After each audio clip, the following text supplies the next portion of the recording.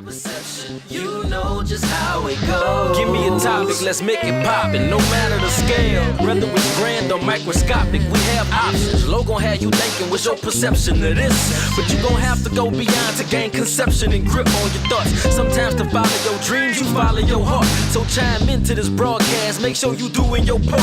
Making major moves, I guess some of you wouldn't have thought that being loyal to yourself is still an ultimate cost.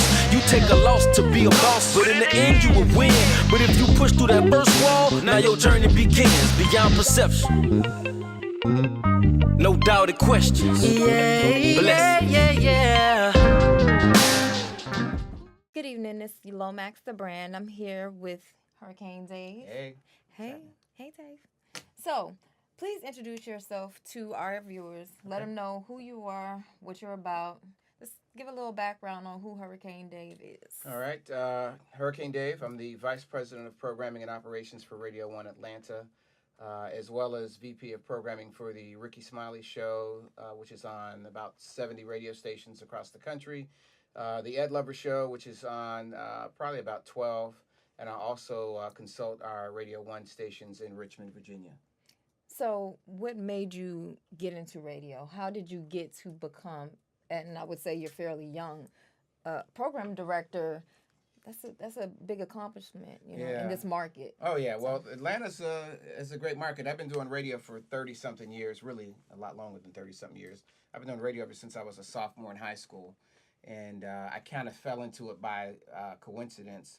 The high school that I went to consolidated from 4 Class 4A high schools into one big campus. And we used to, cause trouble with the other schools because, if you had a rival team and you was at the football game, after the game, sometimes you would have issues. So when they combined those 3 magnet schools into one big powerhouse, there were issues with students that used to go to the other schools in that first year. So the second year that I arrived, when I was a sophomore, we had challenges in study hall, and I was somewhat of a troublemaker, and they said, you can't be in study hall any longer. You need to pick another course. And so they gave me a sheet, and I took radio television, literally thinking that I was going to be listening to the radio and watching television shows and taking a test. I had no idea that this big campus had a radio station in it and a television station in it. So I kind of fell in love with it after that. That's dope. Different.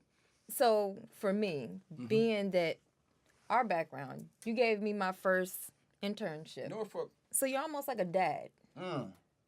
Almost like a dad to a lot of people that have come through, being successful VJs. Yeah.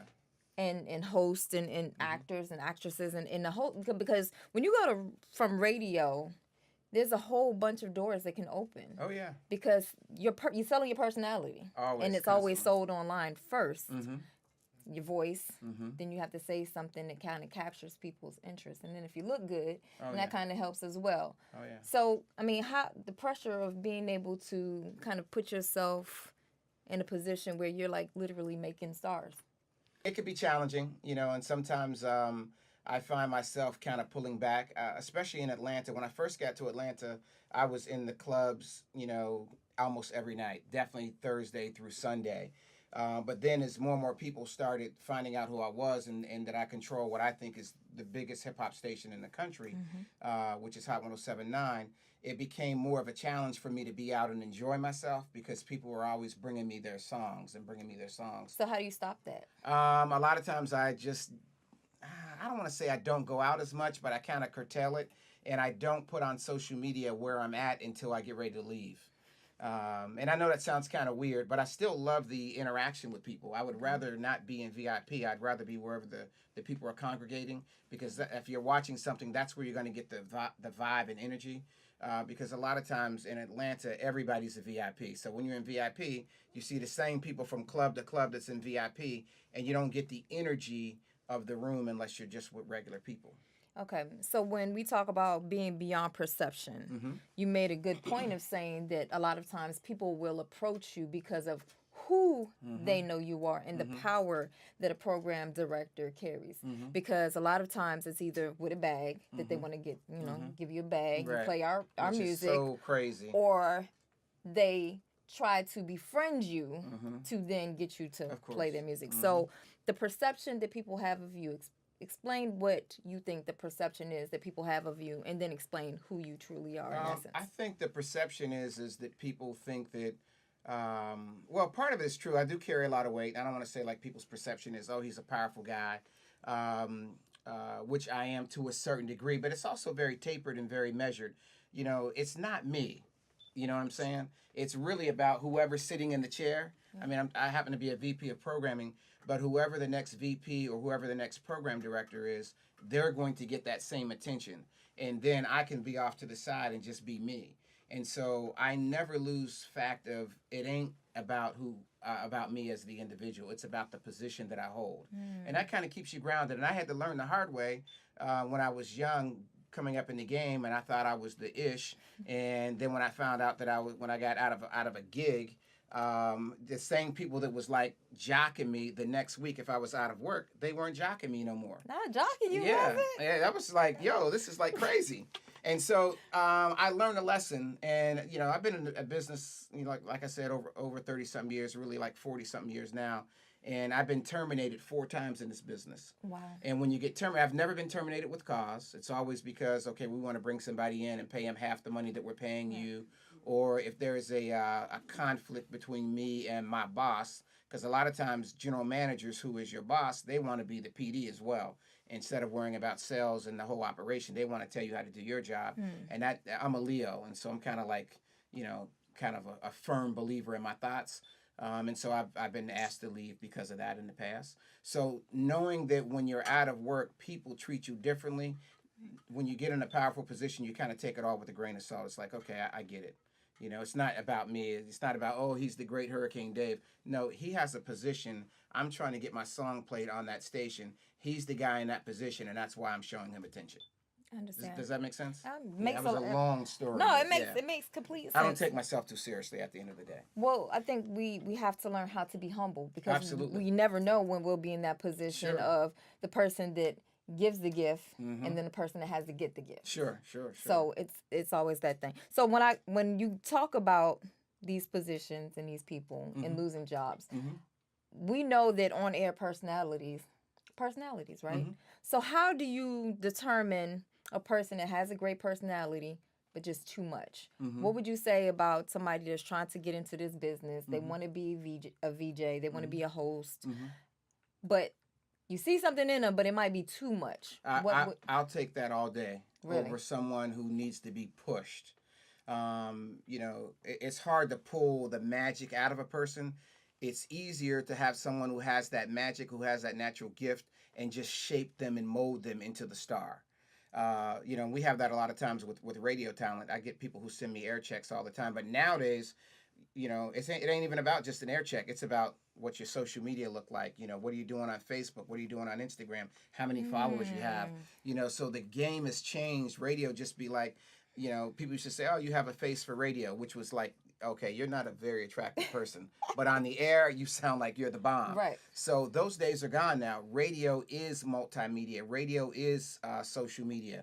So a person has to not only have that sound, but now they got to have that look. Are they appealing to look at? Do they bring something to the table besides just being on the air? Because I could get an intern to be on the air now. So we look at the whole spectrum has changed over the last 30 years. So they have to come as a complete package, which is Absolutely. the looks, the voice, their own kind of branding. Oh, yeah, absolutely. I look at brands, and when we look at the talent, if you look at the talent that's on the Rickey Smiley Morning Show, you got Ricky, you got Gary with the T, who is a big brand in his own. Juicy, who was the phone screener, is now on 2 television shows. The Brad, of course, she's a big star. She was a star before she came to the morning show. But everybody is their own individual brand. And I consider myself a brand manager. My job is to mold that brand and help you create that brand. I want you as the individual to flourish. That way the radio station flourishes. And I think that one of the reasons why we've been very successful in Atlanta is that my philosophy is, even though no one's bigger than the brand that they're actually riding on or the train that they're on, if I can help you make your brand big as an individual, then the station's going to be big. Right. So I'm always pouring myself into my talent. How can you be bigger than what you are? You know, where a lot of people in the past have been like, we don't want you to be a star. You know, the station is the star. No, you're a star, but the station is a star as well. And let's both be stars and be popular. So be a star up under the umbrella. Absolutely. Absolutely. Okay. So with that being said, you have Birthday Bash coming up. Yes. You have all these great artists that are going to be coming into Atlanta. What are you most looking forward to, and can I get some tea? Can you give me some nuggets on anybody that you're bringing that you haven't announced yet? We haven't announced yet. We're actually going to announce next week, so I can't really tell you who. But I will tell you that Birthday Bash is the biggest single concert for a radio station, obviously in the South.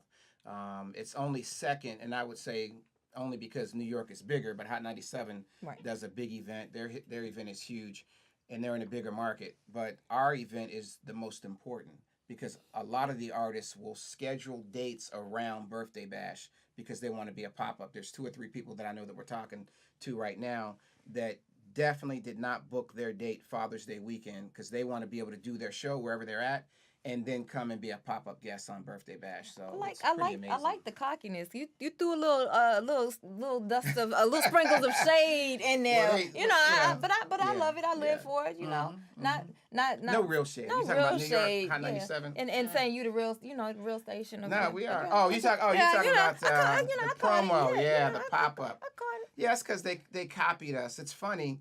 And I'm friends with all those guys. We're all friendly competitors because, as I said, when you lose your job, you realize at the end of the day, this ain't your shit to be taking that too personal. Seriously. Yeah. Like when you go to McDonald's and you like, can I have a ketchup, and they give you one. Right. You like, what's man, this you give me about? some ketchup, I got a large fry. Exactly. It's not yours. They're not gonna fire you because you gave me more ketchups. Right. But with these individual brands, Atlanta is the most competitive radio market in Atlanta. There are 11 radio stations, all going after the African American market. That's more than any market in the whole world.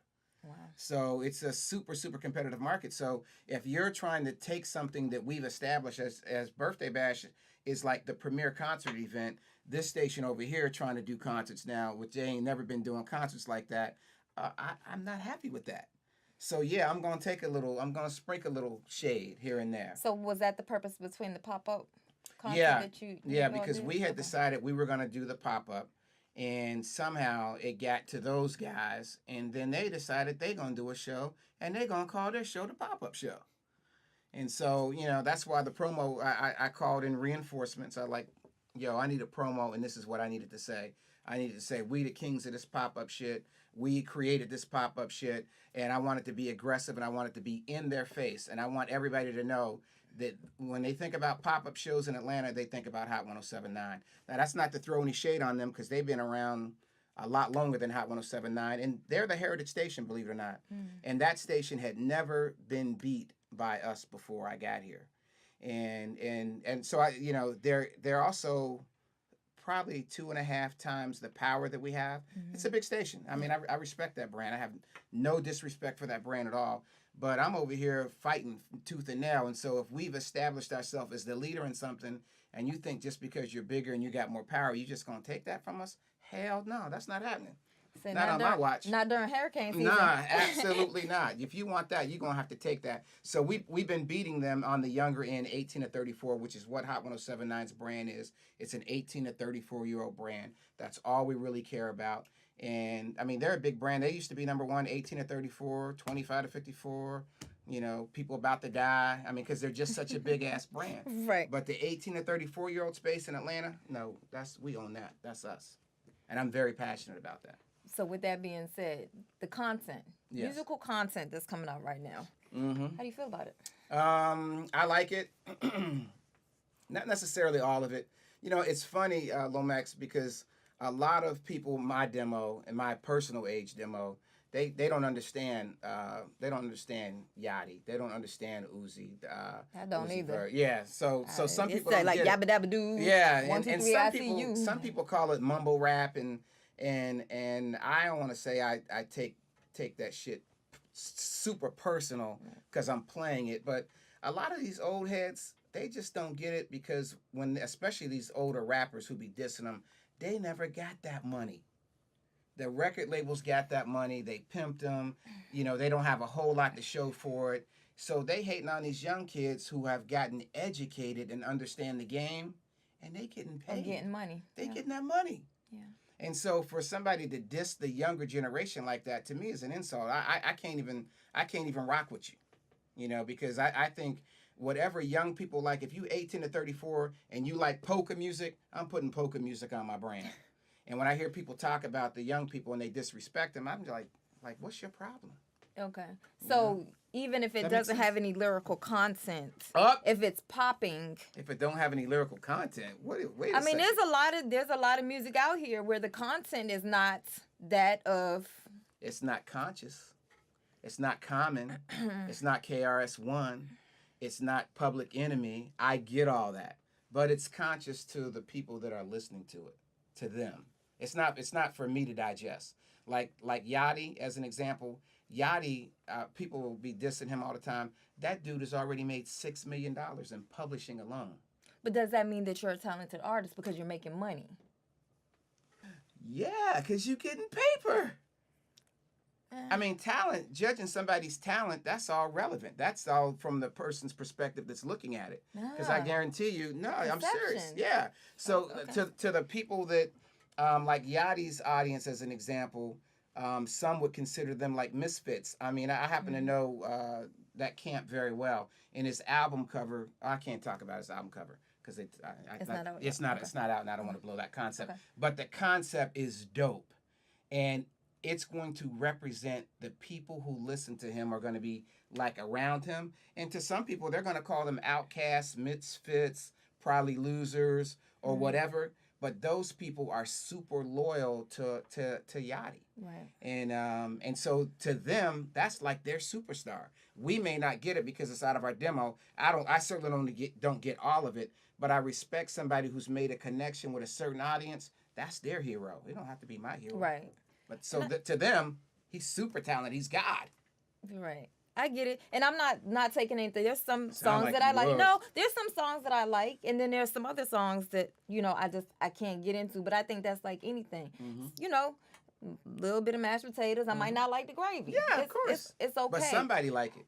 But somebody likes it. I don't like a lot of songs we play on the radio, by the way. Okay, and that's what I was. I'm with you on okay, that. Yeah. So that's my thing. It's like when we talk about like has a nice beat, like Humble or Kendrick Lamar or the J. Cole's. When people are actually talking about something, that kind of gets overlooked because y'all want to nuck if you buck. You want to, you know, be bad and bougie.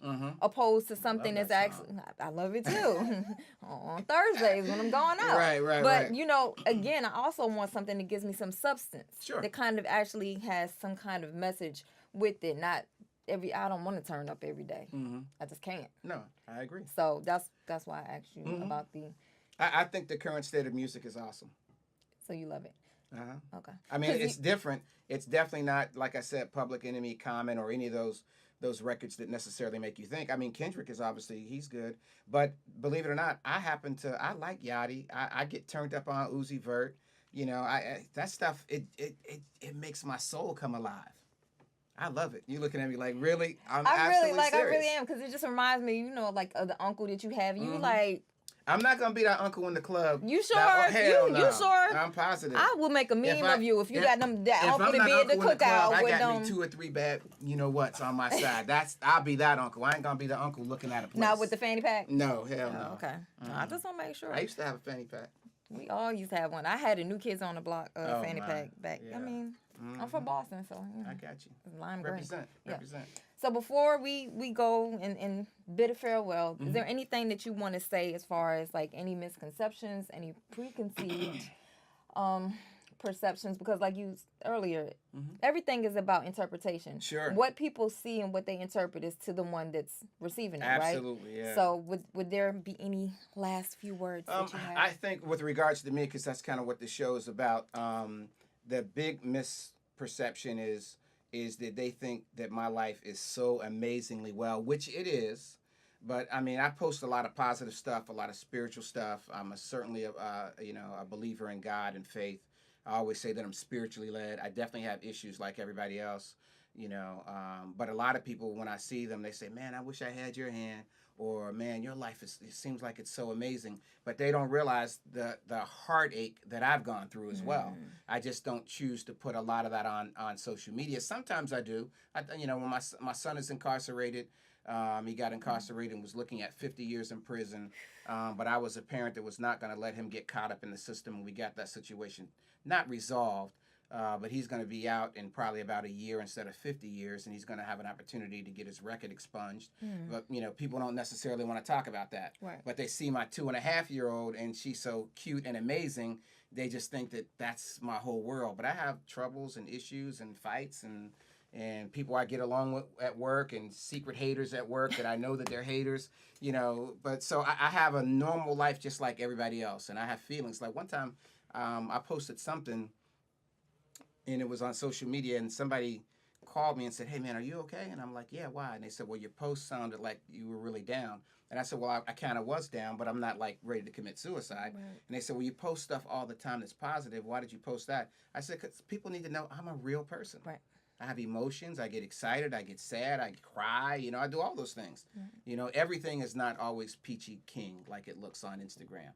90% of the energy that I put out, it's positive because I want positive energy back, but I do have real issues just like everybody else. That's the perception thing." There you go, and he's beyond the perception. Hurricane Dave, I can't thank you enough for being my first guest. Yeah.